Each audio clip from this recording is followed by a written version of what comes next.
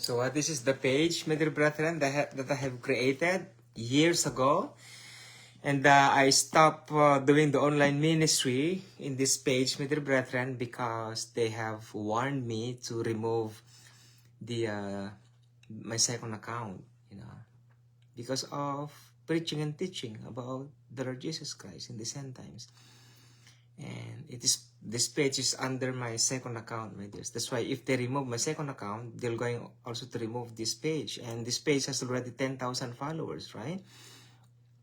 And I'm using this, my dears, to share the word of God around the world. Some of the videos I have here has 67,000, 69,000 viewers, 43 plus thousand viewers. This page, my dear brethren, that's why in terms of income, my dears, I'm supposed to be the richest vlogger or preacher, in Facebook. But no, it's not. It doesn't happen, my dears. And whatever the reason, it's not God's will.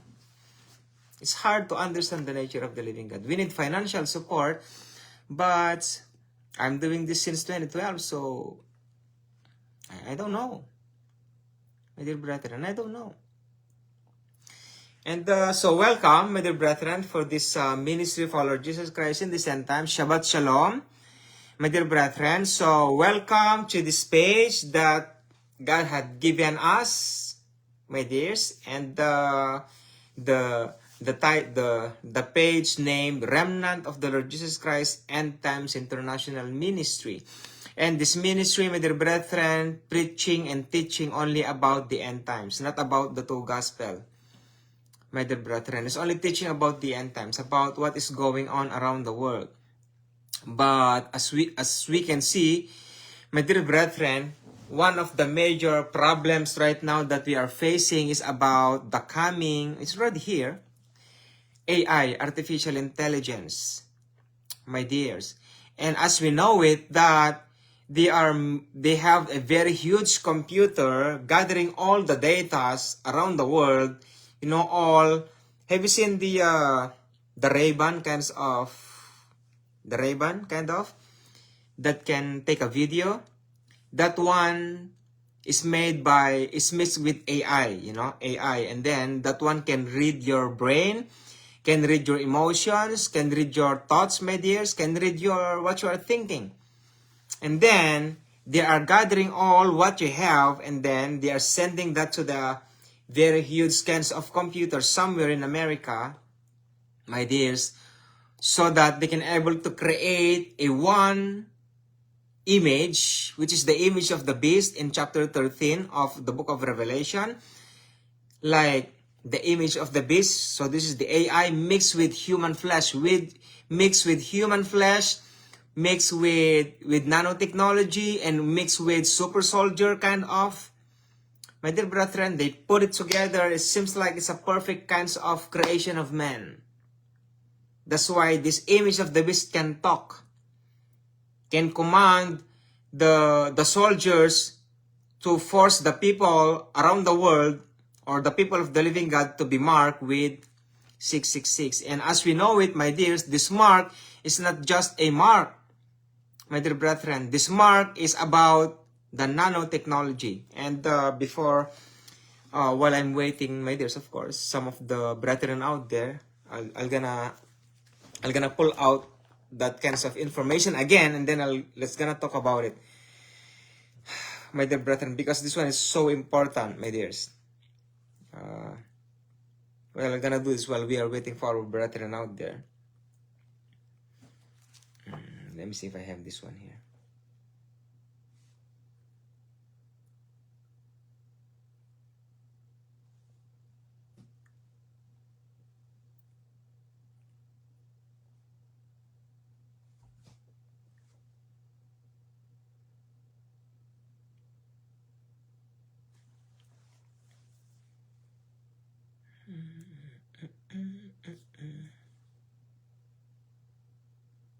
Shalom, Brother Jen Andrew.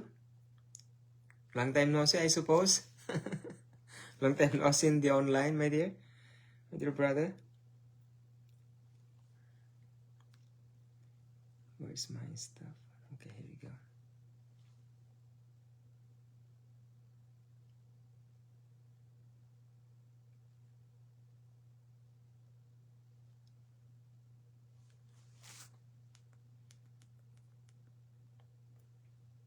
I'll be showing to you something about AI, my dears.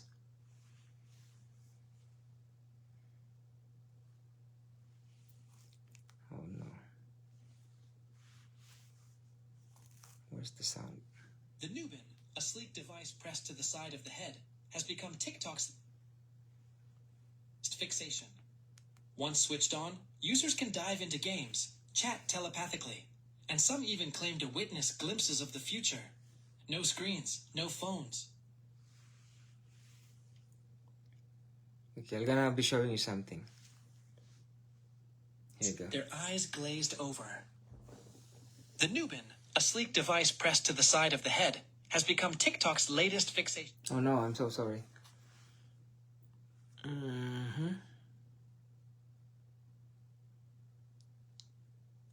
And within seconds, their eyes glazed over. The Nubin, a sleek device pressed to the side of the head, has become TikTok's latest fixation. Once switched on, users can dive into games, chat telepathically, and some even claim to witness glimpses of the future. No screens, no phones. Everything unfolds inside your mind. People say they've heard whispers, watched their own weddings, or met parallel versions of themselves. One person described playing a game for 18 hours straight without ever moving, just thinking. Another swears he got a mental ad for a drink he didn't know existed. Some users even report seeing their own funerals during a level 6 Nubin cutscene. The company insists it's all safe, yet side effects are surfacing. Headaches, disorientation, memory gaps, even mind breaches. Once inside, the lines blur. Are you still playing, or has the game become you? Attempts to rip it off have failed. Nubin murmurs in their minds, stay a bit longer. You either place it on your head, or run before it finds you. Placed it against their temples, and within seconds, their eyes glazed over. See, that's one of it, my dear brethren, and another one. Hello, Sister Shin.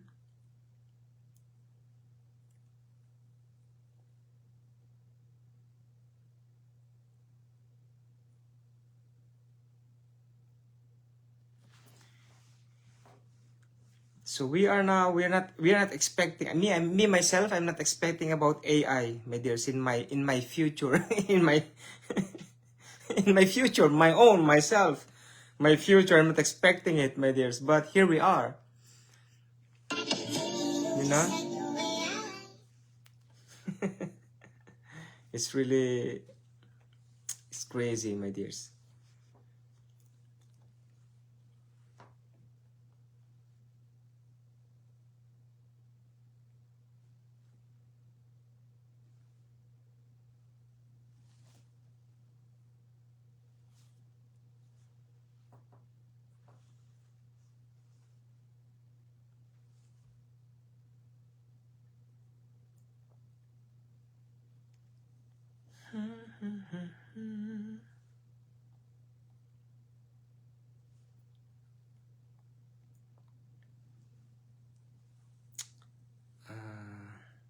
What is the name of this one? Now here comes. Shalom, Sister Paulina. Yeah, I'm waiting for you for a little bit, you know, because only few watching here actually.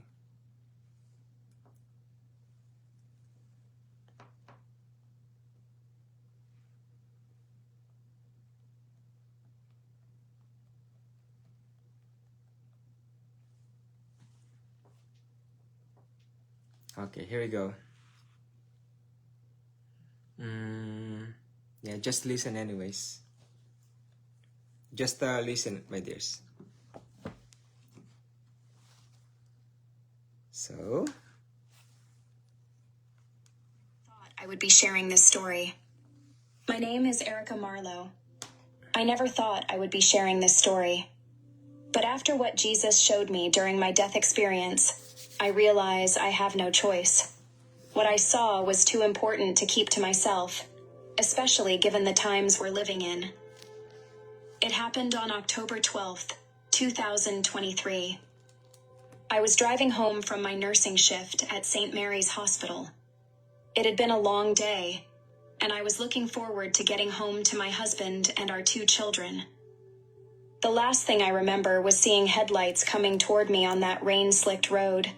Then everything changed. The doctors later told my family that I was clinically dead for 7 minutes and 23 seconds. But where I went during those minutes, it felt like an eternity. And what Jesus showed me about the coming deception, about how people will accept the mark without even realizing it, it still shakes me to my core. The moment after the crash, I felt myself floating above my body. I could see the paramedics working desperately to revive me, but I felt no pain, no fear, just a profound sense of peace. I watched as they loaded my broken body into the ambulance, their movements urgent but practiced. One of them, a young man with kind eyes, was praying under his breath as he worked. I wanted to tell him it was okay, that I wasn't feeling any pain anymore, but of course I couldn't. That's when everything around me began to fill with light. It wasn't like sunlight or artificial light. It was pure, living light that seemed to come from everywhere and nowhere at once. The scene with the paramedics faded away, and I felt myself being drawn upward, surrounded by this incredible radiance. That's when I heard his voice. "Erica," he said, and my soul trembled with recognition. It was Jesus, and though I couldn't see his face clearly at first because of the intense light, I knew it was him with every fiber of my being. His presence was filled with such love, such authority, that tears streamed down my spiritual face. As my eyes adjusted to the light, I could see him more clearly. His appearance was both familiar and indescribable. His eyes held such depth of love and wisdom that I felt completely known, completely understood. Every sin, every doubt, every fear I'd ever had was laid bare before him. Yet his love remained unchanging. "My child," he said, "I have brought you here for a purpose. What I am about to show you must be shared with my people. Many are asleep, and the deception coming is greater than they imagine." I found myself able to speak, though not with physical words. "Lord," I said, "I'm just a nurse. Who will listen to me?" His smile was gentle but firm. "I have always used the humble to confound the wise. Do not worry about who will listen. Your task is to share what I show you. I will take care of the rest." With these words, Jesus took my hand, and suddenly we were standing in what appeared to be a normal city street. But somehow I knew we were seeing events from the near future. Everything looked almost the same as our world today, but there were subtle differences.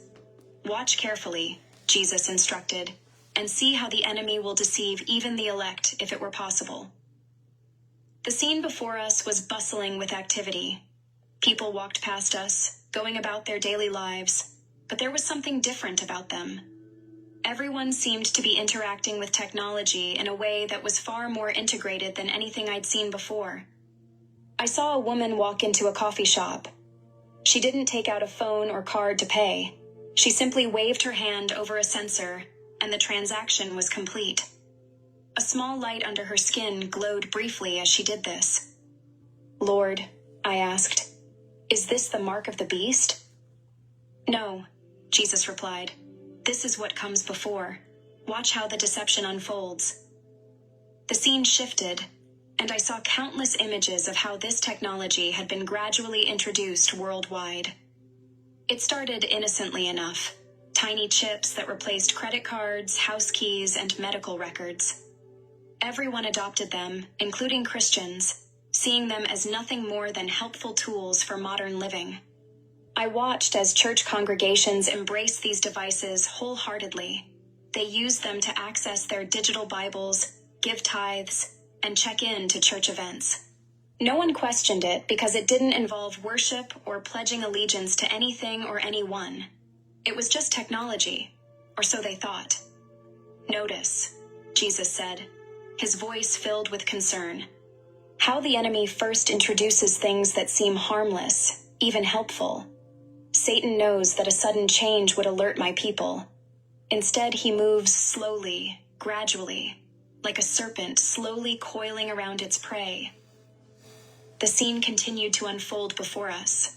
The technology became more sophisticated, more integrated into daily life. Soon, the devices were monitoring health, predicting illness before it happened, even regulating people's sleep patterns and mood through subtle biochemical adjustments. "My child," Jesus said, noting my amazement at these advances. "Remember that not all that glitters is gold. The enemy knows how to package his deceptions in beautiful wrapping." I watched as parents eagerly had their children implanted with these devices. "It's for their safety," they would say. "Now we can always know where they are, monitor their health, ensure they're safe at school." The technology was particularly marketed toward children, presented as a way to protect them in an increasingly dangerous world. "Lord," I said, "I can see how helpful this all seems. How can we warn people against something that appears to do so much good?" Jesus looked at me with deep sadness in his eyes. "This is why the deception is so effective. The enemy knows that my people would reject something obviously evil. Yes. So he comes as an angel of light, offering solutions to problems, promising to make life better. I saw how the technology began to affect people's behavior in subtle ways. Those with the implants became increasingly dependent on them for everything, from regulating their emotions to making decisions. The devices would suggest what to eat, when to sleep, who to spend time with, even what to think about certain issues. "Watch this carefully," Jesus instructed, directing my attention to a family having dinner. The scene showed parents and children sitting together, but something was off. Their conversations seemed scripted, their emotions measured and controlled. The devices were subtly influencing their moods, their thoughts, their very personalities.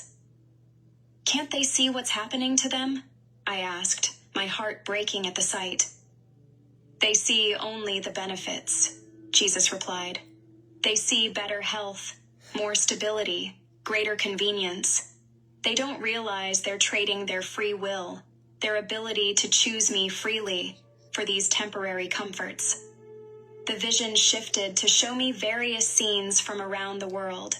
I saw how the technology was being implemented differently in different cultures, but always with the same underlying goal: to create dependency and control. In some places, it was promoted through healthcare systems.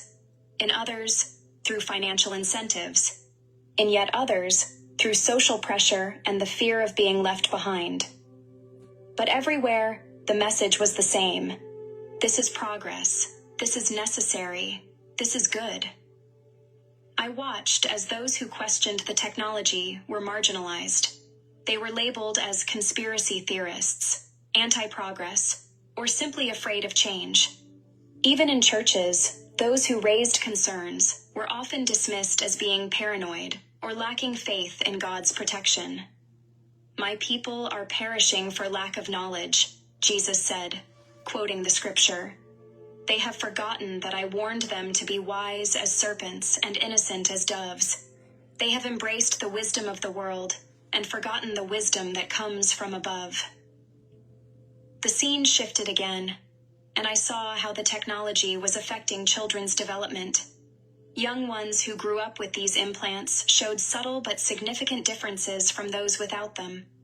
Their capacity for independent thought, for genuine emotion, for spiritual sensitivity, all were diminished. "The enemy targets the young," Jesus explained, "because they will accept without question what their elders might scrutinize. A whole generation is being prepared to accept what is coming." I saw education systems being transformed around this technology. Children were taught that their implants were part of who they were, as natural as any other part of their bodies. They were encouraged to trust the guidance of their devices above their own instincts, above their parents' wisdom, and ultimately, above God's word. "Lord," I said, my voice trembling, "this is heartbreaking. How can people not see where this is leading?" "Because," Jesus replied, "they are looking with physical eyes, not spiritual ones. They see the surface benefits, but not the spiritual cost. They see the temporal advantages, but not the eternal consequences." The scene before us suddenly changed dramatically. I saw chaos erupting across the world. Banks failing, power grids crashing, supply chains breaking down. People were scared, desperate for solutions. "Watch now," Jesus said, "for this is how the mark will be introduced." I saw world leaders appearing on screens everywhere, announcing a new solution. The existing technology that everyone had become dependent on would need to be upgraded to a new, more secure system. They called it a necessary step to prevent further crises. "Pay attention," Jesus said, "to how they will present it." I watched as media outlets promoted the upgrade. It was portrayed as simply the next version of what people already had. Religious leaders appeared on television, assuring their followers that it was just technology, not the mark of the beast. They pointed out that it didn't require worshiping anyone or pledging allegiance to any leader. "Now," Jesus said, "I will show you what they cannot see." Suddenly, I could see the spiritual realm alongside the physical. What I saw horrified me. As people received the upgrade, a subtle darkness entered their spirits. It wasn't obvious at first. They could still pray, still go to church, still read their Bibles.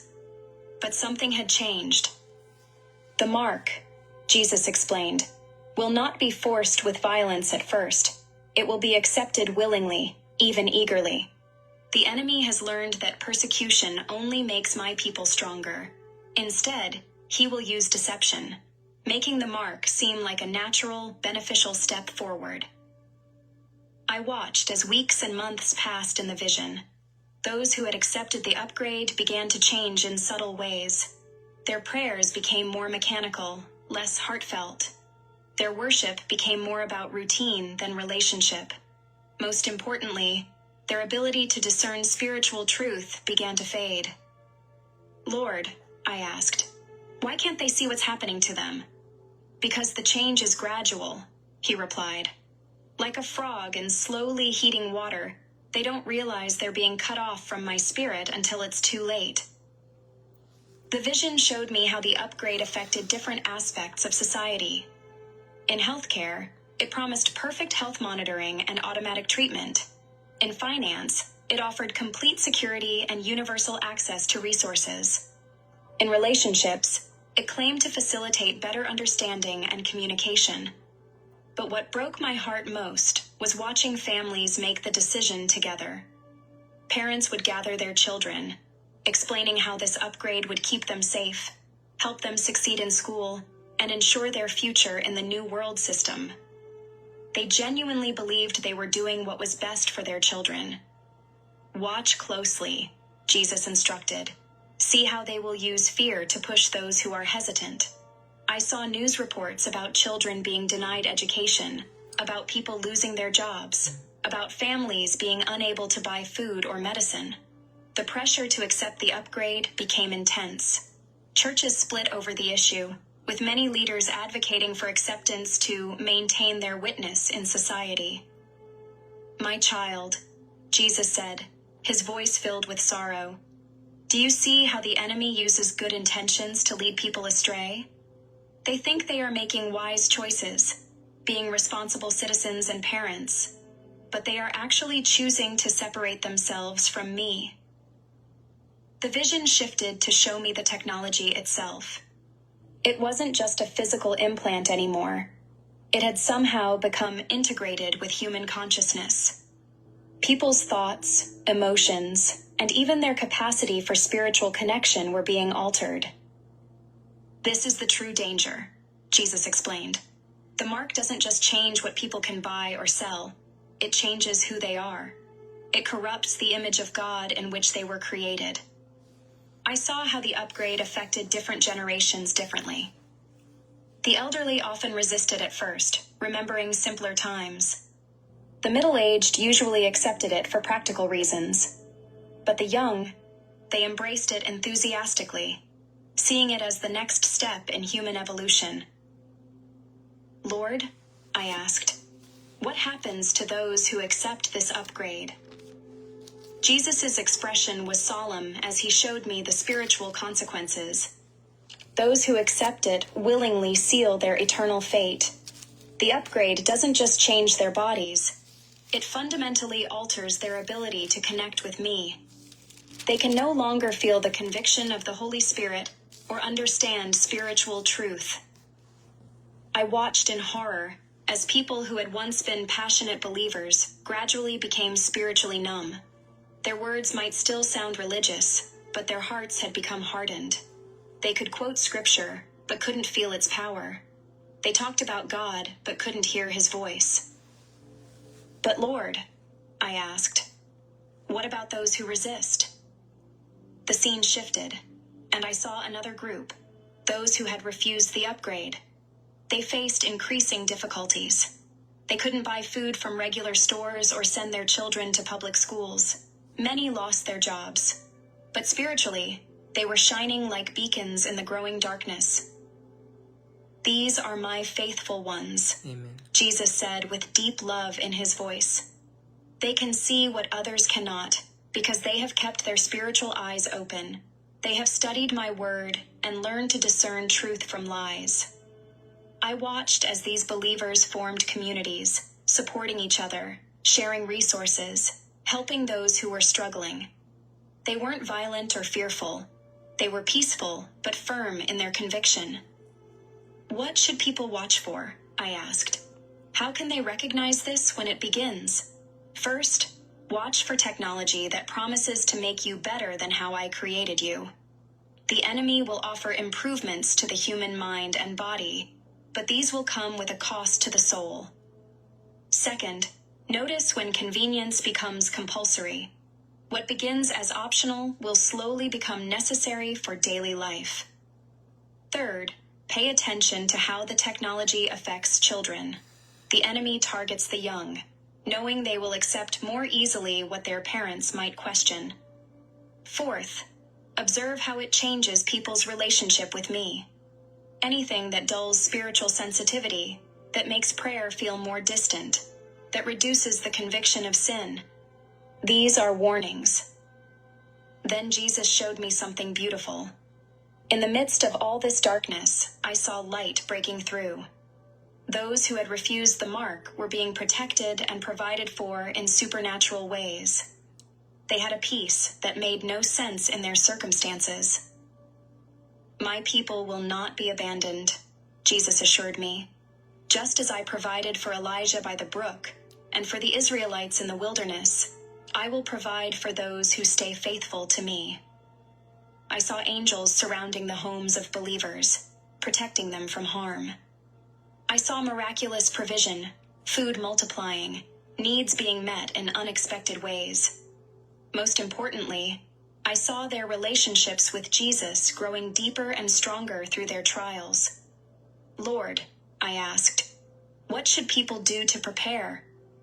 Jesus' answer was clear. Tell them to strengthen their relationship with me now, before the deception comes. They must know my voice so well that they can recognize when something is not from me. Tell them to study my word diligently. The answers are there, but they must know the truth to recognize the lies. Tell them to build real relationships with other believers. They will need each other in the times to come. Tell them to teach their children to love me more than they love the world's conveniences. And most importantly, tell them not to fear. I have overcome the world, and those who stay faithful to me will share in that victory. Suddenly, I felt a pulling sensation. It's time for you to return, Jesus said. Remember everything you have seen. But Lord, I protested, there's so much more I want to ask. His smile was full of love. What I have shown you is enough. Share it faithfully. Those who have ears to hear will listen. The next thing I knew, I was back in my body, surrounded by hospital equipment and worried faces. The doctors were amazed at my recovery, but I was more amazed by what I had seen. That was 6 months ago. Since then, I've watched technology continue to advance in the ways Jesus showed me. Every time I see news about digital implants or biotechnology integration, I remember his warnings. Some people ask me if I'm against all technology. I'm not.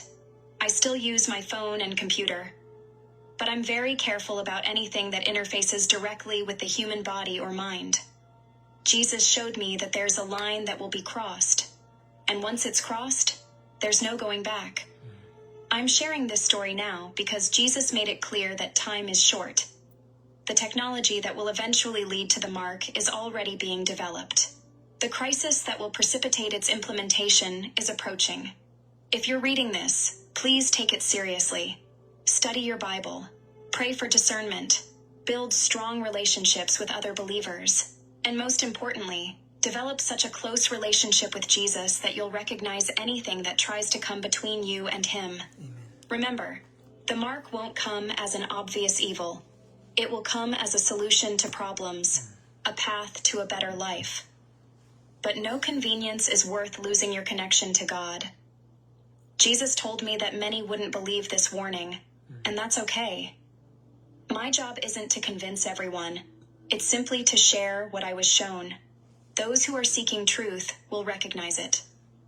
If you're reading this and feeling scared, don't be. Jesus showed me that his protection and provision for his faithful ones will be more than enough. Focus on developing your relationship with him now, while there's still time. And remember his words. I have overcome the world. The deception may be great, but our God is greater. Stay close to him, and you won't be deceived. This is my testimony. May God give you eyes to see and ears to hear what the Spirit is saying to the churches in these last days. But I have only one question for you, my dears. Do you believe that? To our brethren, Erica Marlowe. Do you believe her, my dears?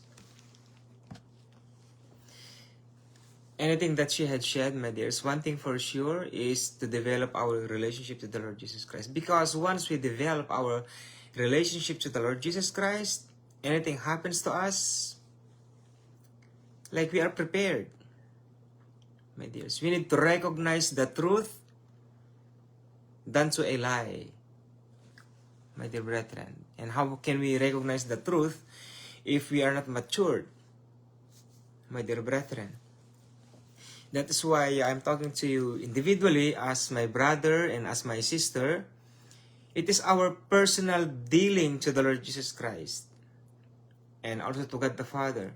Look at the Lord Jesus Christ. The Lord Jesus Christ is not just a God, Lord, King, and Savior. He is the Word of God the Father Himself. A God. And the Word is God. Remember that. In the beginning was the Word, and the Word was with God, and the Word was God. The same was in the beginning with God. All things were made by Him, and without Him was not anything made that was made. The Word of God is God. We cannot see God the Father. We cannot see the Lord Jesus Christ. We cannot see God the Holy Spirit. We cannot see even angels, but we can see somehow demons, right? We are holding a God already into our lives. We are holding it. Here it is, a God, my dears. The Word of God. A lot of information with that kinds of testimony of Sister Erica Marlowe. You know, a lot, my dears, about the AI. Look at that, my dears. And even half of the church is like they are not agreeing to each other. Some will believe about this kinds of AI because they said that it's not the 666, the mark of the beast, my dears. And some is they don't like it. But I'm talking to you individually. So what is your stand? My question is, first of all, do you believe that we are living already in these end times and we will face Satan, the devil, the Antichrist, or even Satan himself, my dears? Either you believe it or not, my dear brothers, my dear sisters, you are talking to a person who are called by the living God in these end times. Humbly telling you, my dear brethren, I was born on April 30th, the last day of the first month of the month of Nisan. And I was born because it is a prophecy in my life, my dears. I was born with it. God prepared me in these end times. One of the people out there who was called in these end times, my dears, that you are looking at now, my dears, because me myself, I am studying why, Lord, why me? Why you gave me the two gospel? Who's teaching the two gospel, my dears? Right? Who's teaching the two gospel? The gospel of the kingdom of God and the gospel of grace. And I told you, this is not the ministry I have. The two gospel is not my ministry. My dear brethren, the real ministry which God Jesus Christ or God the Father had given me is to search and to find the remnant church out there who are not vaccinated in the first place for when pandemic came. This remnant of the living God are not vaccinated, my dears, and then you are looking one already right now before you, my dears. The person before you right now who is talking to you right now is not vaccinated, and even my wife and my children, they are not vaccinated for coronavirus, my dears. But I received the variant virus when I was in the Philippines during 2020 to 2021. I almost died there during that time. But it's not my time, my dears. My time is to finish the ministry of our Lord Jesus Christ, my King, our Lord, our Savior, our God, my dear brethren. I was born on April 30th, that was 1983. And I can now somehow learning why I am at the last day of the first month, the month of Nisan. The month of Nisan is the beginning. The Nisan is April. Nisan is an Hebrew word which means the beginning. So April is the beginning. And I am the ending of the last day of the month. My dears, I cannot explain to you my journey. Something happened with my journey, my dears. Something happened. And now here comes the end times. If you believe me, praise the Lord. If it's not, it is okay, my dear brethren. It is okay. I'm not forcing you, because even Erica Marlowe says, who can believe this? She is just a vessel. So I am here also before you, my dears. I am only a vessel. When the Lord Jesus Christ came, when He preached the gospel of the kingdom of God, who believes Him anyways? He is cast away. He came here as a God, he came here as a king, he came here as a Lord, and somehow hidden as a Savior, but hidden for the Gentiles, my dears. But he came to the Jews, my dears, as their God, as their king, as their Lord, not a Savior, because they don't need a Savior. Savior is for the Jews, for the Gentiles, so take that away. So there's only 3. But how many people listened to him and believed him? 120 only. That's all. 120. Why 120, Brother James? Because the final or the finale teaching of the Lord Jesus Christ is to receive the Holy Spirit, right? That's why the Lord Jesus Christ say, okay, one more. Just wait for me. Just wait for the coming Pentecost and wait for the Holy Spirit. And for out of 500, only 120 of them received the Holy Spirit. And that is the whole nature or whole discipleship or schooling or graduation or teachings of the disciples. 120 of them. And among that 120, only 11 are the apostles of the Lord Jesus Christ. And Matthias added to the 12. Remember that, my dears. Look, he is a God. He is a Lord. He is a King. Who believes him? How about in this end times? I will also tell you this. Either you believe it or not, my dears, we will face the Antichrist. This is the last generation, my dears. We already entered to the nature of the coming tribulation. We already entered to the last days of deception of Lucifer, Satan, the devil. Either you believe it or not, my dear brethren. Even when I was teaching, years passed by, my dears, the Holy Spirit told me that no dying at all. No remnant will die. Every remnant of the living God will face the coming tribulation. He will face the Antichrist and even Satan himself. This is a very huge saying, my dear brethren. But look at around you.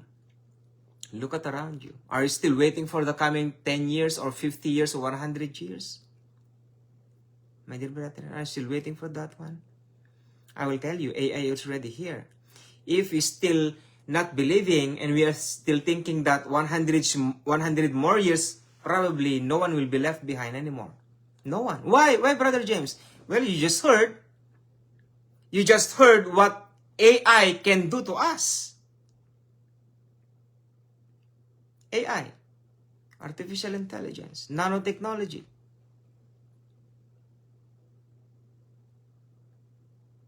That's why even the very elect should be deceived.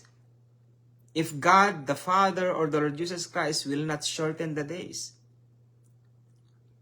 But again, out of those informations, a lot of informations actually, I need to write it down, but no need, just go and read it, my dears.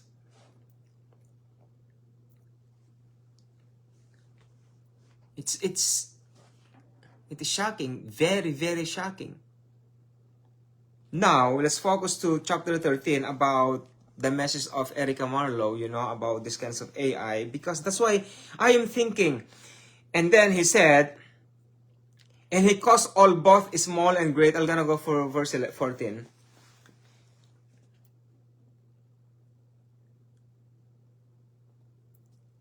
In verse 13, okay, verse 11. Okay, I'm gonna go to verse 11. The beast from the earth. And I beheld another beast coming up out of the earth, and he had 2 horns like a lamb, and he spake as a dragon. In verse 13, my dears. Chapter 13 of the book of Revelation, verses 11 to, let's say, 18. In verse 12, and he exercised all the power of the first beast before him, and causes the earth and them which dwell therein to worship the first beast, whose deadly wound was healed. In verse 13, and he doeth great wonders, so that he maketh fire come down from heaven and on the earth in the sight of men, and deceiveth them that dwell on the earth by the means of those miracles which he had power to do in the sight of the beast, saying to them that dwell on the earth, that they should make an image to the beasts which had the wound by a sword, and did it. So this kinds of AR imitated a certain person. And he had power to give life unto the image of the beast, that the image of the beast should both speak and cause that as many as would not worship the image of the beast should be killed. And he caused all, both the small and great, rich and poor, free and bond, to receive a mark of their hand and on their foreheads, and that no man might buy or sell save he that had mark on the name of the beast or the number of his name. When John saw these kinds of AI or nanotechnologies, he cannot explain it around like 2,500 years ago, I would say. Let's say, right? Like 1,000 years ago, 2,500 years ago. How can John explain to us very well, like precisely, like specifically about nanotechnology? He doesn't know about it. And then when he said that, and that no man might buy or sell, save he that had the mark or the name of the beast on, or the number of his name. Let's perhaps, here comes the chip, the nano chip, the microchip. Let's perhaps there are here inside, it says inside, in the right hand. When you say hand, either in here or in the forehead, so in here. Like what you saw a moment ago, like something that they put in here, you know, is a guy that is real, my dears. And even in Netflix. If you don't believe me, it's okay. It is your own choice anyways, right? It is your life. I'm just here to warn you, my dear brethren, as your brother in the Lord Jesus Christ, my dears, and we are here to prepare ourselves for the coming tribulations. So here I am, my dear brethren. If you're looking for someone, praise the Lord if you found someone, a person who never vaccinated. But if you believe a person who is vaccinated, and yet and yet the person before you is not vaccinated, so to whom you believe more? The one who is vaccinated or the one who is not vaccinated? And living under the power of the Holy Spirit, the kingdom of God, teaching the two gospel of the Lord Jesus Christ. So it is your choice, my dears. So now, here comes teaching you, my dear brethren, about the AI which John saw during his time. Now, look at this, my dears. So here comes the people around the world. Imagine that they have this kinds of upgrade, my dears. This kind of upgrade. Now, these people who don't have the mark of the beast, they cannot buy or sell. They cannot buy or sell without the mark of the beast, that kind of nanotechnology. But according to Erica Marlowe, they are not forcing them like what we knew, that they're gonna take you and then they're gonna behead you, right? Beheading you. Like that. But it will come. It will come once that 7 years of tribulation comes. It will come. But in this kinds of situation that no man might buy or sell, it's not yet that way, isn't it, my dear brethren? It's not yet that way. So which means either you have the nanotechnology in your body or not. You're not allowed to buy. You're not allowed to sell. But it doesn't mean they're going to take you and beheading you. No, it's not yet there. It's not yet that time, right? Do you believe me, my dear brethren? So which means in this situation, it's not yet the 7 years of tribulation. It's not yet. Are you scared? It's not yet the 7 years tribulation here.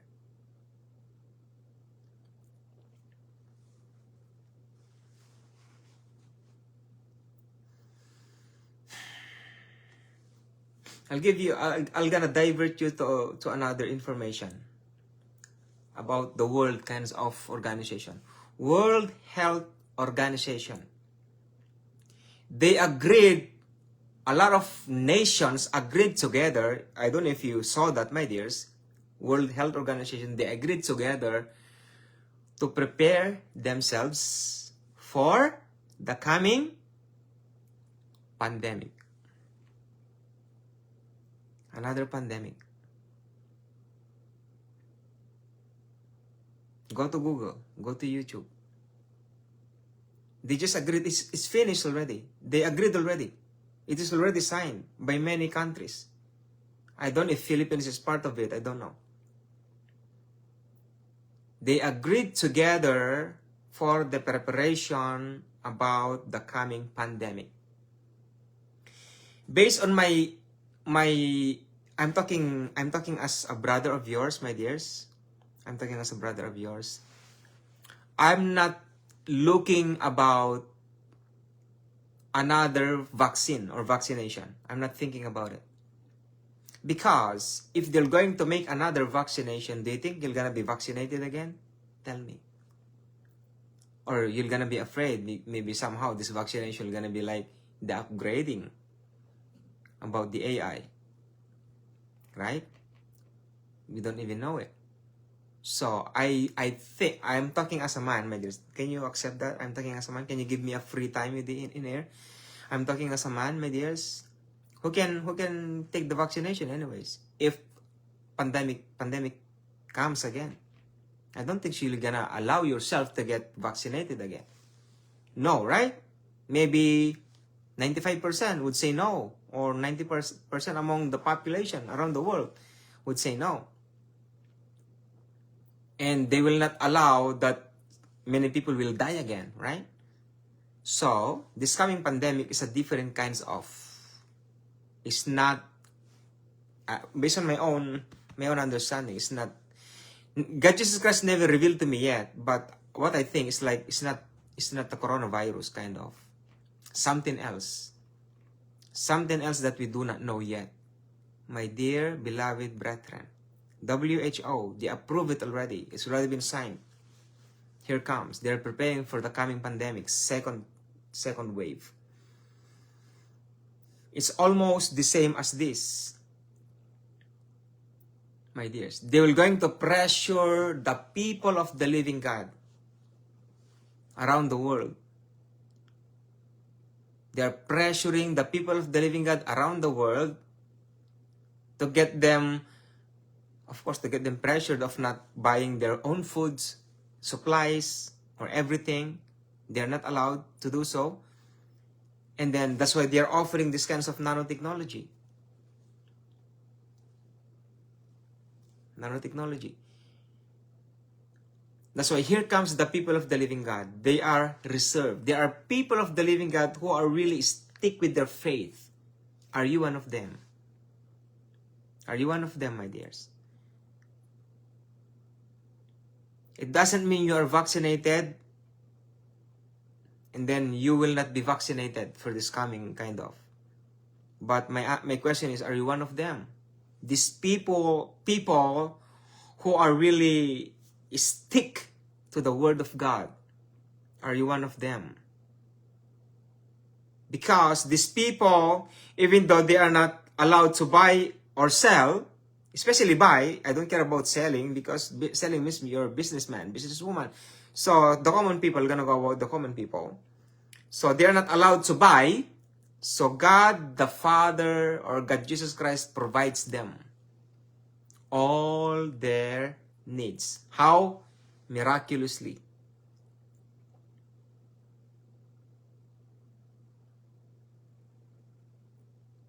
How can we able to know, Brother James, if we have this kinds of provision?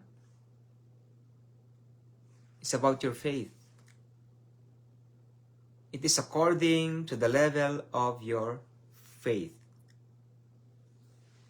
My dear beloved brothers and my dear beloved sisters.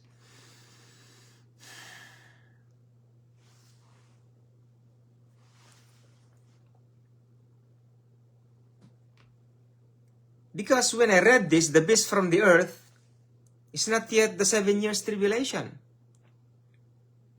And it caused all both small and great, rich and poor, free and bond, to receive a mark in their right hand or in their foreheads. So which means, me as interpreting this kinds of vision of John the Baptist because you cannot find it to other books, right?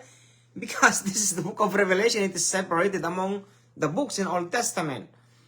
So based on my own understanding to the message of Sister Erica Marlowe, my dear brethren, they are introducing AI around the world. They're introducing it. Right? They're introducing it. Small and great, rich and poor, free and bond. You know what happened in the Philippines during the pandemic, my dears? You know those native people in our country? These people who are so greedy about money, they're so greedy. They went to the mountainous areas and then they brought these people, native people, down for them to be vaccinated. They are so safe. They are so safe away from the people on the ground because they're living in the mountainous areas to the jungle in the Philippines. And yet these people who are, you know, nurses and representatives of sort of, they brought the people down just to be vaccinated. Not supposed to. So likewise also, and he caused all around the world, all because they agreed together. WHO, who will gonna do that one anyways? World Health Organization. Under one world government. They were gonna do that one. One world government, WHO. And he caused all, both small and great, rich and poor, free and bond. Even bond, those who are inside the jail, prison, or even the mountainous areas. They're gonna release all the people out there to receive a mark in the right hand, so inside, right? In the right hand, or in their foreheads, somewhere here. Not at the back, right? Foreheads. Here, somewhere here. And according to the people studying about the mark of the beast, about in here. You know? That's what they said. But if not, it's okay. As long as in here. Or either in here. I'm not sure, my dears. Anyways. And here is wisdom. Let him that has understanding count the number of the beasts. For it is the number of a man. And his number is 636. There are two kinds of marks. Not just one. Thank you for that, my dears. There are two kinds of marks, my dears. You missed the other one, right? You missed the other one. There are two kinds of marks here. And that no man might buy or sell, save he that had the mark. So what kind of mark? One, the name of the beasts, or the number of his name.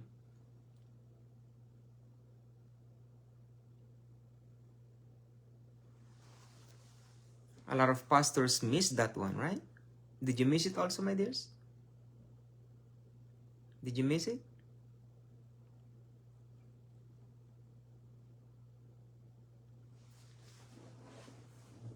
What is the name of the beast?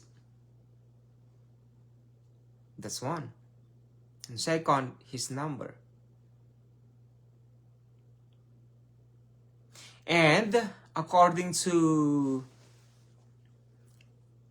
Ken Peters, when he saw the mark, he took a picture of it, and then they drove the design of it, and then he put it in a certain sliding kind of. We're gonna talk about it, it's about the prophecy of Ken Peters. Sorry, he's already dead and gone in the Lord. Excuse me. Are you ready, my dear brethren, to prepare ourselves? Remnant of the Lord Jesus Christ are people who believe that the 7 years tribulation is the purification of faith. faith. The purification of faith. The common people are not written in the Holy Bible. The Christians are not written in the Holy Bible. Born again people are not written in the book of Revelation. Believers, they are not written in the book of Revelation. Christians are not written in the book of Revelation. Born again are not written in the book of Revelation. The remnant church.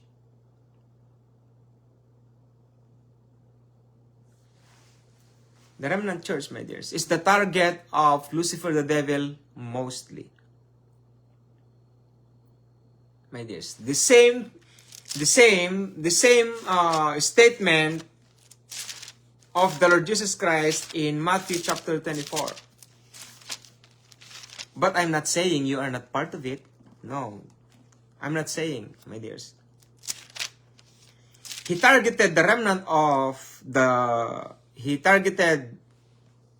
targeted the remnant church in the book of Revelation because this is the last kinds of how would say, Lord? The last resistance of God the Father. The remnant church, my dears.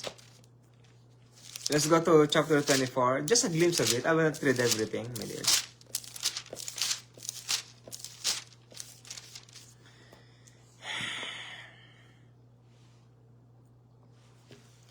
But pray ye that your flight be not in the winter, neither on the Sabbath day, for then shall be great tribulation, such as was not since the beginning of the world to this time, nor ever shall be. Verse 20. Verses 20 to 20, I don't know. In verse 22. And except those days should be shortened, there should no flesh be saved, including the remnant church. No flesh, he says, will be saved. So which means all of the human race will be marked with nanotechnology. All of us. It's scary, right? That's why God will shorten the days. But for the elect's sake, those days shall be shortened. So for the elect's sake, these elect's sakes are commoners, common either believers, Christians, or born again. My dear brethren. But for them, it will be shortened. I'm gonna continue. Then, if anyone shall say unto you, Lo, here is Christ. So, according to Sister Elica Marlowe, you need to discern, you need to recognize the truth and a lie, my dear brethren. So, this is a lie. For there shall rise false Christs and false prophets, and shall shew great signs and wonders, insomuch that if it were possible, they shall deceive the very elect. So, there's an elect and very elect. Where are you in these two? For the elect's sake, it should be shortened. But in terms of signs and wonders, my dears, the target of Satan, Lucifer, the devil, for having signs and wonders are the very elect. Why? Because the common elects, most of them will be falling away because they cannot recognize the truth. So a lie. My question is, can you recognize the work of the Lord Jesus Christ in these end times? Do you believe in righteousness? Do you believe in maturity? Or also, do you believe in holiness? My dear brethren, why you're teaching us and telling us about these kinds of teachings is very hard to accept. Holiness. Are we allowed to be holy? Well, what the Holy Bible says, be ye therefore holy. Be ye therefore holy is a command. It's not a law, but a command. Like loving one another. Force yourself to love one another. Be therefore holy. If you can love your brother, you can also be holy. Because why? Love one another is a command, and be therefore holy, for your Father in heaven is holy. Like,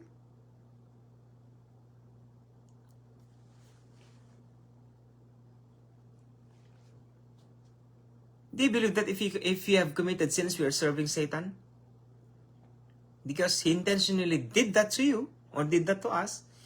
If we, including myself, if we committed sins, we are serving Satan himself.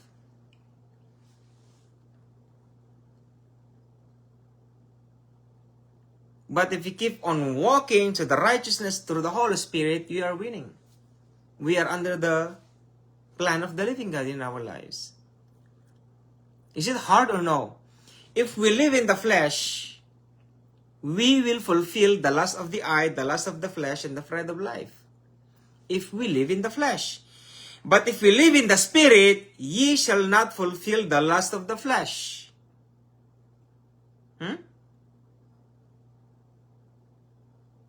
If we live in the Spirit of the living God, we shall not fulfill the lust of the flesh. For the flesh warring against the Spirit, and the Spirit against the flesh.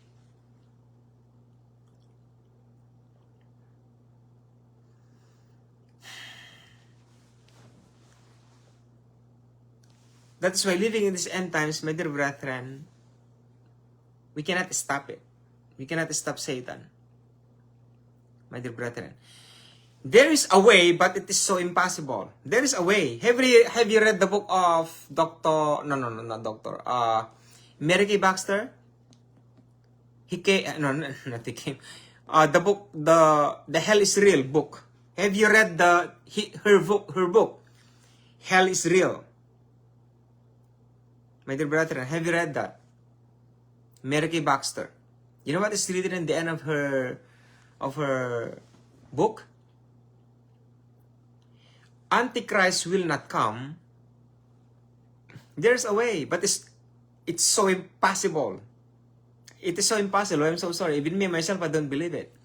It is so impossible. And what is that, Brother James? If the body of the Lord Jesus Christ around the world will be unified to each other, Antichrist will not come. Is it possible? I don't know. Tell me. Tell me. If there is a unity around the world about the people of the living God, all pastors, my dears, because the body will not be united if the pastors are not united to each other. Shame on them, right? Shame on them. Why, Brother James? Well, are they united? Are they united? Tell me. Our pastors united to each other? Or uniting to each other? No. So it's impossible. That is why, individually, we need to take good care of our lives. If you get killed, make sure we will go to heavens above. That's all we can say. That's all I can say, my dears. I have secrets. I don't know if you can able to do it. I have a secret, my dears. You want a secret? I will tell you. But only few had this kind of spirit. But I'm going to tell you. So, okay, let's go. Zephaniah chapter 2, verse 3. There's a secret, my dears, to hide for the coming tribulation. There's a way. Yes, there is a way. Of course, God is God. See? God is God. Do you think God doesn't have a way to skip this kinds of tribulation, my dears? It is. There is. Look at these rich people. They have hidden bunkers underground. Are they touched? No. They are not touched, my dears. For the coming tribulation, they are not touched. Where are they? Underground. If you are so rich, well, you're gonna make your bunker underground. You stay there for 20 years. The longest bunker, according to what I have studied, my dears, they can live long, at least within 20 years underground. It's like a world. You know Armageddon? Armageddon is different from Gog and Magog. Gog and Magog will happen to the 8th day of creation, the time of God the Father. But Armageddon, here comes, before the millennium reign of the Lord Jesus Christ. This Armageddon is a war. Nuclear war or nuclear bomb, EMP, electromagnetic pulse, whatever kinds of nanotechnology. Boom, boom here, boom there. I don't know. That chaos, my dears, is the Armageddon. That's what they are hiding for. Have you thought about that, my dears? Do you think Armageddon and the Gog and Magog are the same? No. If they've learned it in seminary, they are wrong, my dears. How many judgment in the in the book of Revelation? The judgment seat of Christ and the white throne judgment. So here comes first, before the white throne judgment, or the judgment seat of the Lord Jesus Christ, about the gospel of the kingdom of God and the gospel of grace. So during this war, the 7 years tribulation, there is an Armageddon. War. Not just rumors of war, just war. The world will be shaken. My dear brethren, the moon will have no lights, and even the sun will have no light. And after that, the Lord Jesus Christ will come, judgment seat of the Lord Jesus Christ. He will judge the people under the gospel of the kingdom of God and under the gospel of grace, my dears. And here comes the millennium reign. And after that, for 1,000 years, this elite, these rich people around the world hiding under the underground will come out, and they will live for, not actually they will live, but they will grow for 1,000 years. And then Satan will release again after 1,000 years, and then he will going to group these people, Gog and Magog, and then they're gonna go war against the Lord Jesus Christ himself, a God, a king. My dear brethren, do you think they can win them? They can win against the Lord Jesus Christ, the King of Kings and Lord of Lords? No. So God the Father, what? Will going to burn them. And after God the Father will gonna burn them, all the people out there. So here comes the white throne judgment. There's a secret to pass or to escape the coming tribulation. Not just the powers of the age to come, beyond the powers of the age to come. Why you're talking so much like unbelievable, Brother James? Well, let's find out. I've learned this, my dears. I've learned it. My dear brethren. I'm not boasting. If you think I am boasting, my dears, take this ministry and preach it if you can. If not, shut your mouth. Sorry. Shut your mouth if you can. Alright, just let me do the ministry of the Lord Jesus Christ, my dears, okay? Just let me do the ministry of the Lord Jesus Christ. Zephaniah. Where's Zephaniah? Okay, Zephaniah 2:3. This is one of the secrets. There are only 2 secrets in the Holy Bible. I cannot find any more, my dears, on how to hide for the coming tribulation beyond the powers of the age to come. My dears. Are you ready to hear it? Okay. Verse 3, seek ye the Lord, all ye meek of the earth. Meek. Are you meek? My dear brethren, are you meek? Meek. That's one of the characteristics or identity of that person. Seek ye the Lord. Jeremiah 3 verse 3. Seek ye the Lord with all of your heart. Like, and I will show you great and mighty things as you've ever known. So seek ye the Lord, so it means I'll be adding like all of your heart. That's what is written in other verses. Seek ye the Lord, all ye meek of the earth, which have wrought his judgment. Seek righteousness.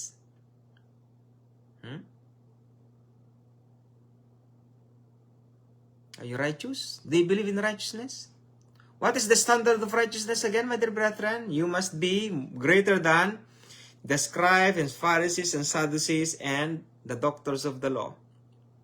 You need to go above them. That's righteousness of the living God. Seek righteousness. Seek meekness, okay? It may be ye shall be hid in the day of the Lord's anger. That's precise. I took that in my own heart, my dears. This beyond powers of the age to come. That you're going to provide everything during the times of chaos. In here, you're hiding. Seek ye the Lord, all ye meek of the earth, which have wrought his judgment.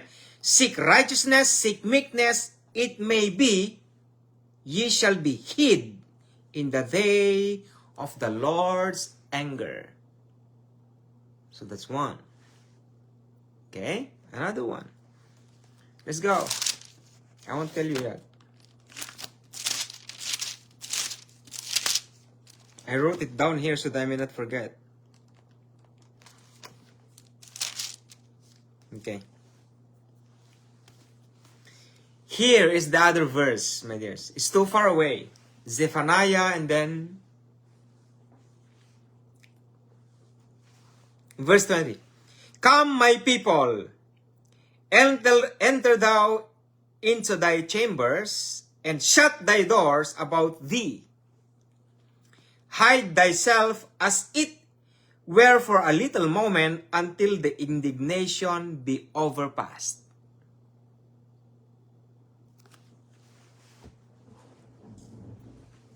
So we have secret chambers, all of us individually.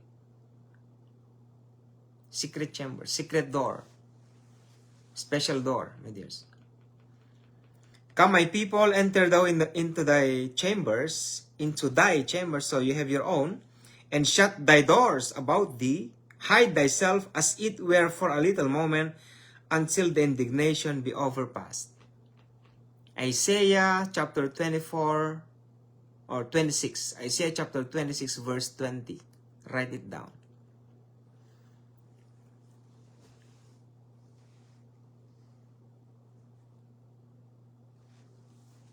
Can we do this?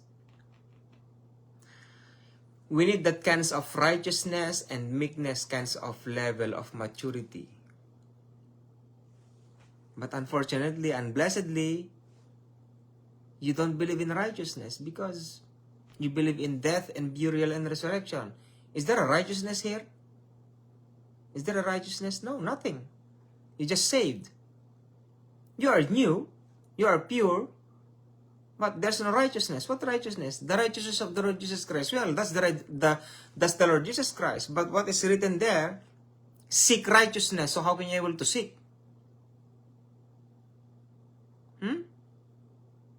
Righteousness. Can we jump to Matthew chapter 5, I guess, Lord? Matthew chapter 5, verse 20, I guess.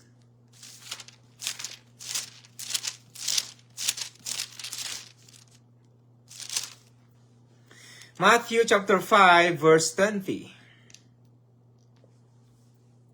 I'll stop right here afterwards. For I say unto you, Jesus Christ said, our God Jesus Christ said, for I say unto you that except your righteousness shall exceed the righteousness of the scribes and Pharisees, ye shall in no case enter into the kingdom of heaven. Not the kingdom of God, because kingdom of God is the Holy Spirit. Kingdom of heaven means there, up there. Look up. That's the kingdom of God in heavens above. Righteousness. That's the standard of righteousness under the two gospel ministry.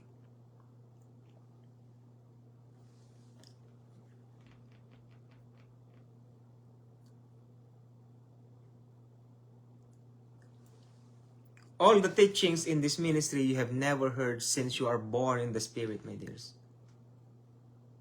Because if they are the same, I am not a preacher here in the end times. Because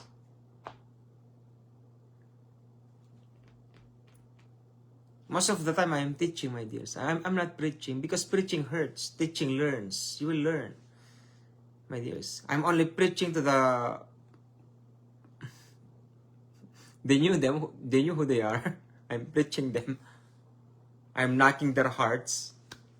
I'm shaking their ministries and theologies, you know.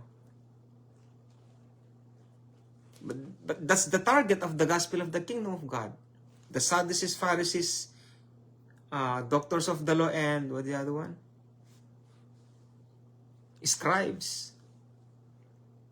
So, to be righteous, we need to go beyond them. Because our pastors are living in their anointings. Pastors. Because pastors is an anointing. Fivefold ministries. Anointing. They have the anointings. But it doesn't mean they have anointings. They have relationship to the Lord Jesus Christ. Look at this. Look at them. Look at their relationship to the Lord Jesus. I'm not judging them, but look at them, my dears. Where are they now? How are they? How's their ministry? That's why I told you. They are living with their anointings, but not in their relationship to the Lord Jesus Christ. That's the difference.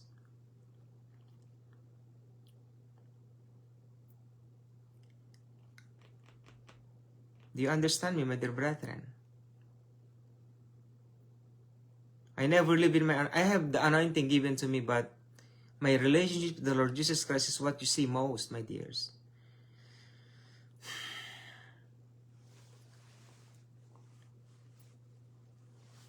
For I say unto you, that except your righteousness, the Lord Jesus Christ says, not my righteousness. Right? That's why their teaching is wrong. Their teaching is wrong, right? No, I'm not perfect. I am righteous. What righteousness, brother? My dear brother, the righteousness of the Lord Jesus Christ. That's wrong. You can never read that in the Holy Bible. You can never read it. There's no such biblical explanation or biblical verse that we are righteous because of the righteousness of the Lord Jesus Christ. No. Because of the righteousness of the Lord Jesus Christ, we are saved. I believe that. I will going to accept that, right? Because of the righteousness of the Lord Jesus Christ, we are saved. We are saved. Now we are saved. Now, we are saved. Are we not going to live righteously also?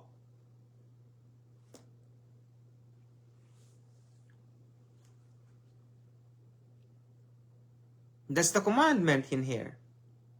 It seems like, for I say unto you, can I point you down? For I say unto you, that except your righteousness shall exceed the righteousness of the scribes and Pharisees, ye shall no case enter into the kingdom of heaven. Let's perhaps the Lord Jesus Christ did that to you. So what do you think about that? Is he commanding you, or he is telling you that, what? The teaching of the pastor says that his righteousness, I don't know.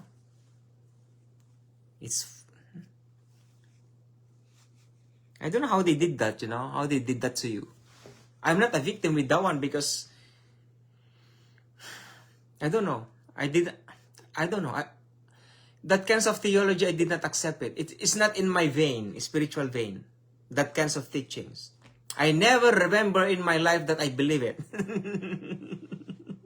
My dear brethren, honestly.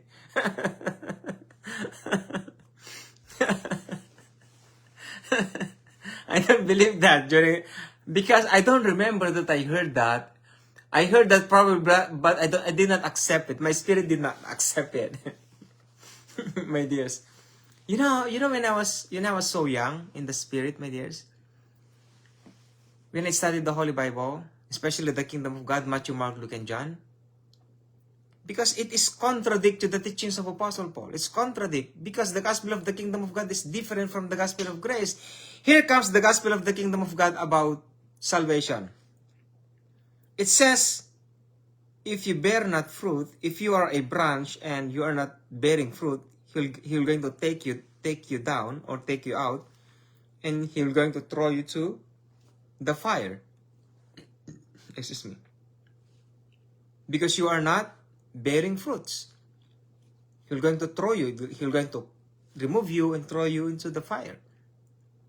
And also in Romans chapter 11, it says that we are just like an olive tree connected to the original olive tree. And yet, once the wild olive tree committed sin, he will going to pluck you out So now I'm thinking about, how about salvation then? Is it salvation can be lost? Because if you have committed sin, that wild olive tree will gonna remove, and somebody will gonna fill in. So what happened to the salvation, including to the gospel of the kingdom of God of the Lord Jesus Christ? So I'm not confused during that time. I'm not confused. I'm studying it, my dears. And thank God for the blessed God, Holy Spirit, the Holy Spirit given to me. I have the peace, and then I recognize the two gospel. I recognize the two gospel. You can only recognize the two gospel in terms of sin. If you have committed sin under the gospel of the grace of God, how can you position yourself? And once you have committed sin under the gospel of the kingdom of God, how can you position yourself? They are not the same. That is why we need to divide the word of truth, my dear brethren. I'm just giving you the foundation because somehow it is part for the end times, because this is the end times ministry. But it's not a direct teaching of the two gospel anyways. I'm just telling it to you, my dears. I'm doing the online ministry, two gospel, to my own account. My dear brethren, so this is the commandment of our Lord Jesus Christ to us.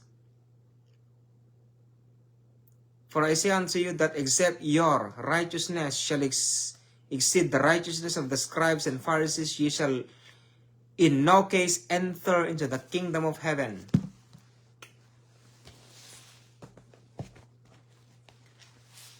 So it's already 1:30, my dear brethren. My dear brethren, can we pray? We can pray healing if you want. So we can pray deliverance if you want to. Alright? It depends. If I lay my hands like this, I can able to discern it. If I discern to pray for deliverance, I will pray. But if not, means I feel nothing. My dear brethren, let's pray, my dear. If you want healing, just pray with me, my dears, and let my discernment feel or read you. My dears, and then I'm gonna pray for you, if there is, alright? Our dear Father in heavens above, you're the God of Abraham, Isaac, and Jacob. You're the God of the Holy Bible. You're the God of all the Christians. You're the God of all who believe the Lord Jesus Christ as their Lord and personal Savior, our dear Father. God, Father, thank you so much for this wonderful opportunity that you have given us in these end times. May God, Lord, you are the God of hope. May God, Jesus Christ, may God, Father, Lord, thank you because you are our God and you are our Savior. Our God, Father in heavens above, through the Lord Jesus Christ that you have sent for us all for the remission of our sins. Our dear Father, God, I declare, may God, Father, put a hedge of protection to all of us, your people around the world, may God, Father, right now, especially your people, may God, Father, who are with me in this prayer. My dear God, Father, I pray for the hedge of protection for all of us right now. With our wives, with our children, with our parents, with our loved ones, may God, Father, in Jesus Christ's mighty name, the God of our lives that you have sent here on earth 2,500 years ago, our King, our Savior, and our Lord of our lives.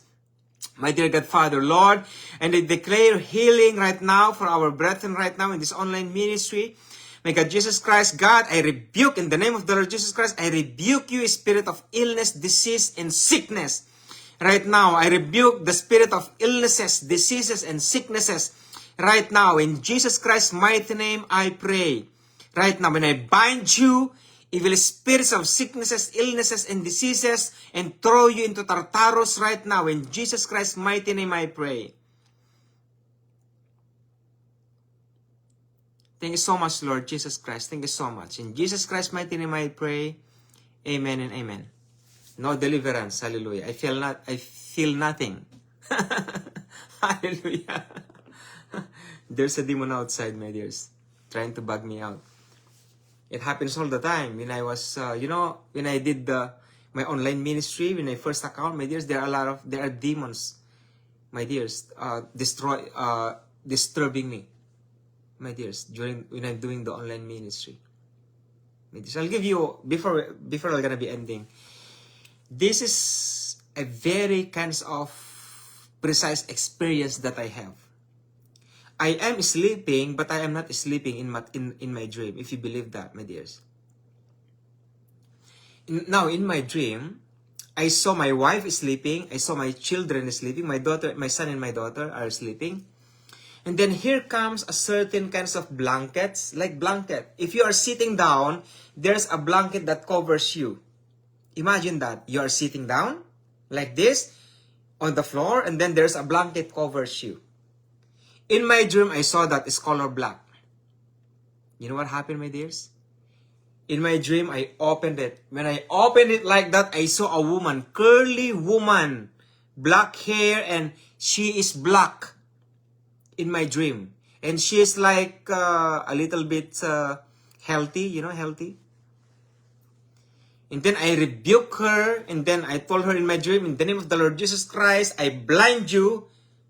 Somehow I knew some kinds of, you know, I blind her like this. I blind you, I blind your eyes in the name of the Lord Jesus Christ, and I cut your tongue, and I cut your feet. In the name of the Lord Jesus Christ, I leave your ears. I leave your ears, I told her. I leave your ears, at least somehow you may be hearing the word of God when time comes. That's what happened, my dears. They are trying to get my son, but I took it back. In my dream, they're trying to get my son, but I took him back. I saved him in my dream. But that's what happened, my dears. And then, you know what happened when I opened the blankets, the black blanket? She was shocked. She was like, and then what happened? This is another one. When I opened the blanket like that, when she was shocked, she hold my feet, my calf. You know my calf? She hold it like that with two hands. My dear brethren, and actually I cut her hand also.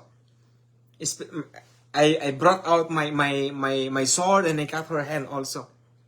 My dear brethren. And then when I woke up, her hand is like attaching to my calf that night, my dears.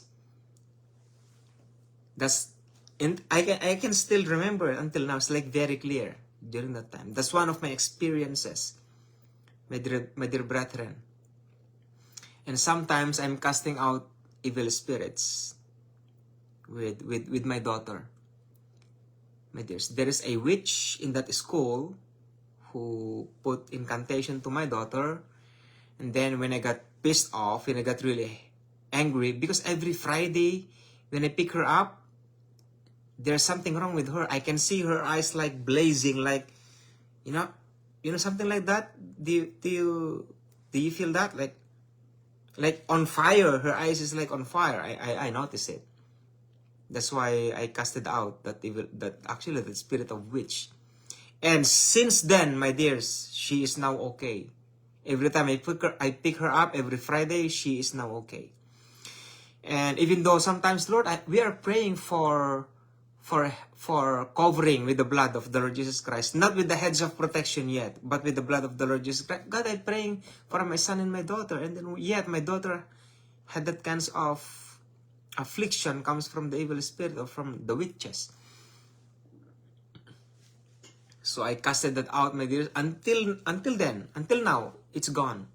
Every time I pick up my daughter, it's gone. I feel nothing. My dear brethren, if you know your authority, my dear, if you know your authority, you are kingdom. You are a kingdom people of the living God. We represent the kingdom. We represent the nature of our Lord Jesus Christ himself. You know, if you are casting out evil spirits, if you are casting out demons, if you are casting out devils, my dears, they are seeing the nature of the Lord Jesus Christ in us, not us that they see. No, it's not. My dear brethren, they see the Lord Jesus Christ in us. My dears, not us that they see. No, it's not. If you are casting out evil spirits, they saw the Lord Jesus Christ in us.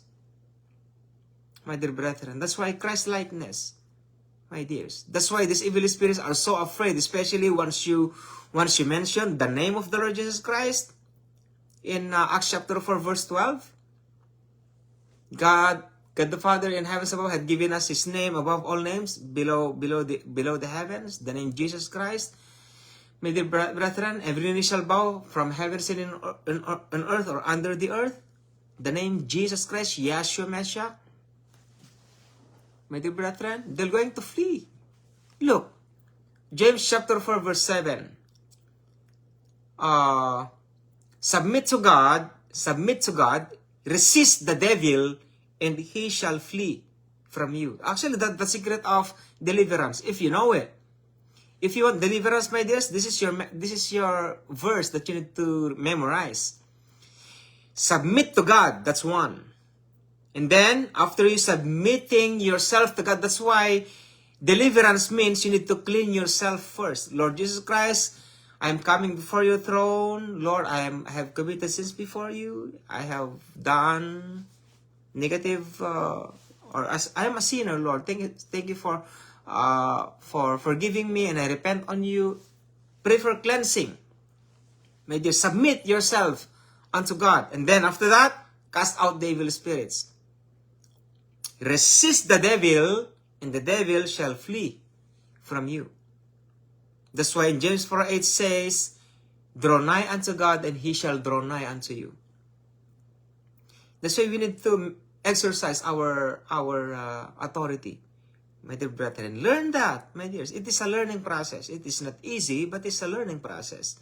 But first of all, you need to be matured first.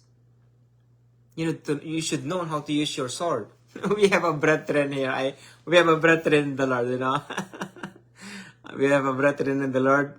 You know, every time he had a third eye, my dears. You know what he's doing? He's taking his sword like that, and he's running against that evil spirit, and he's cutting his head. Every time he saw demons or evil spirits, he's cutting his head. My dear brethren. He's chasing them. Not those people who seeing evil spirits, my dears. That's what they do, my dears. And then I was glad. In some cases, I was glad also, you know. Brethren, if we knew our gifts, if you know our gifts and our authority, somehow if you talk to each other like, oh, you did that one? So you may learn, right? So I'm also somehow teaching you my experiences, my dears. So we went up with the blanket. That woman was really shocked. And then she hold my I would say my foot, you know, my calf in here, you know. This is the calf in my foot, and then in here she hold it like two hands. She was shocked. A lot more, my dear brethren. And anyways, so Shabbat Shalom, my dears, and see you some other days. Amen and amen. Brother Indazal will be talking to you one time, my dear. So God bless you, my dear sister, Brother Chris, Sister Maricel, Brother Ruben, Sister Shin, Brother Mark, who else? Sister Rose, Brother Intizar, Brother Rene, Sister Paulina, Brother John. And that Jesus Christ bless you all, my dears. You can put highlights too. Thank you for supporting me, Sister Shin. You know, for putting highlights in this account. Thank you very much. Yeah, Brother Desire, I know your position, so don't do anything about it, alright? So, Shalom, my dears, and Shabbat Shalom. God, Jesus Christ loves us all. Praise the Lord. I never discern any evil spirit out there, so means you are pure. How blessed you are, my dears. You are pure. Actually, I never felt demonic entities out there. I never felt anything. So, all of you are pure, my dear brethren. If there is, I can feel it. I can discern it, my dears. But none. Actually, all of you there are blessed. All of you, whoever you are. Let me see how many of you are watching. Let me see first before I'm gonna close it. Because all of you are pure, my dears. I felt your inner man. Let me see first. How many of you are watching? Maybe 100, maybe, or 58. See, look at this. Only 58 people views, but it doesn't matter, my dears. It is okay. 58 people, it's okay. All of these brethren are pure. My dear, that's why I knew it. 58 people here. How blessed you are, my dear brethren. That's why we need to develop our relationship with the Lord Jesus Christ. Alright? The Lord Jesus Christ is our Savior, is our Lord, is our God, and our King. And let us enjoy our relationship with Him and relationship one another, my dear brethren. Somehow you cannot understand me. It is true. Who can understand me anyways, my dears? That's why sometimes, Lord, give me brethren who can understand me about the two gospel. At least we have here, right, my dear brother in Pakistan? You're one of them that I really enjoying, and of course, Sister Shin here, you know, in the Philippines. And thank you so much, my dears, and Shabbat Shalom. And I'm gonna call you one time, Brother Intizar. I'm a little bit busy again. I have a hectic schedule, my dear. But I'm gonna talk to you, my dear brother. So, Shalom, my dears, and Shabbat Shalom, and God Jesus Christ bless us all. Amen and amen.